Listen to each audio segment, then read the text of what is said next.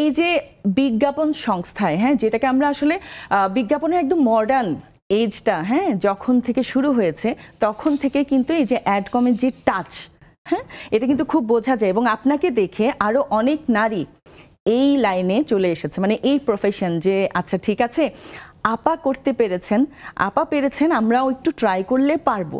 So আপনার গল্পটা শুনতে চাই, একটু করে আগে বলি যে 5 জন মানুষ নিয়ে আপনি কিভাবে শুরু করেছিলেন, সাহসটা কোত্থেকে পেয়েছেন?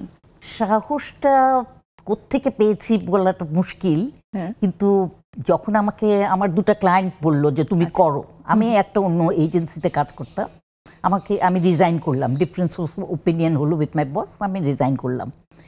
আমি ঠিক জানি না কি করব তখনও, হ্যাঁ। তখন আমার 2টা ক্লায়েন্ট, বিদেশি ক্লায়েন্ট, তারা আমাকে বলল। তা আমি তখন ভাবলাম যে পারবো তো না, হ্যাঁ। গিয়ে প্রথমেই আমার শাশুড়িকে বললাম, যে উনি আমার সাথে থাকতেন, আমি ওনাকে গিয়ে বললাম যে মা আমাকে না এরকম এরকম বলছে।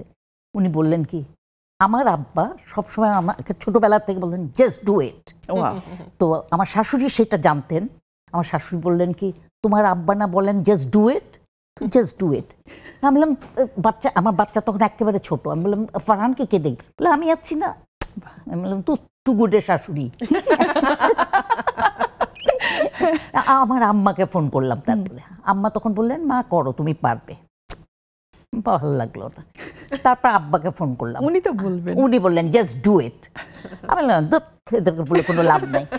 ফোন করলাম আমার হাজবেন্ডকে, আচ্ছা, সে জানে আমাকে দিয়ে কি করে কাজ করতে হয়। সে শুনে টুনে বললো তুমি মেয়ে মানুষ, তুমি কি করে পারবে? আরে এই যে জিদ ট্রিগার, হ্যাঁ, তো আমি মেয়ে মানুষ, আমি পারবো না, শালা তোকে আমি দেখাই দেব। বেরিয়ে পড়লাম।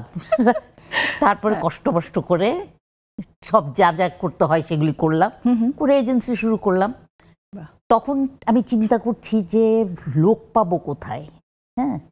আমার এক্স মানে যে এজেন্সি থেকে আসলাম সেখান থেকে 5 জন আমাকে বললো আপা আপনার সাথে জয়েন করবো।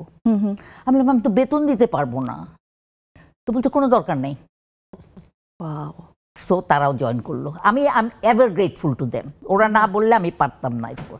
আসলো একটা ছোট্ট, আমার একটা ফ্রেন্ডের একটা ছোট্ট রুম ছিল তার অফিসে, ওইটা নিলাম। ওখানে আমরা 6 জন গুতাগুতি করে বসতাম, জায়গা ছিল না। আর তখন তো এত সহজে কম্পিউটার দিয়ে ছোট্ট একটা বড় একটা টেবিল ছিল, সেটার উপরে সব থাকতো। ওখানে কি ফ্যানও অ্যাফোর্ড করতে পারতাম না। রিয়েলি? একদম মানে কোথায়, পয়সা তো নাই আসলে। তারপরে আস্তে আস্তে শুরু করলাম, করতে করতে করতে করতে অনেক স্ট্রাগল করলাম। তারপরে একটু করে বাড়তে এই পর্যন্ত। বাহ বাহ, চমৎকার।